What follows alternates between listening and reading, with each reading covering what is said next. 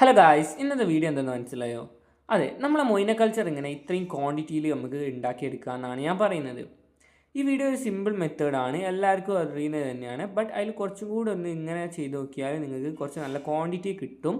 So Moina വേണ്ട ആൾക്കാരൊന്ന് നമ്മളെ message അയക്കുക. നമ്മളതിലിപ്പോൾ സെയിലിന് അവൈലബിൾ ആണ്.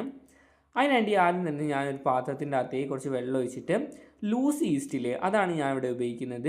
നിങ്ങൾ ഈ 10 രൂപ കിട്ടുന്ന ചെറിയ ബോട്ടിൽ വാങ്ങുന്നത് നഷ്ടമാണ്. 10 രൂപയ്ക്ക് ലൂസ് ഈസ്റ്റ് വാങ്ങുകയാണെങ്കിൽ അത്യാവശ്യം നല്ല ക്വാണ്ടിറ്റി തന്നെ കിട്ടും. സോ ഇവിടെ പ്രസ്റ്റീജിൻ്റെ ഈസ്റ്റാണ് ഞാൻ യൂസ് ചെയ്തത്.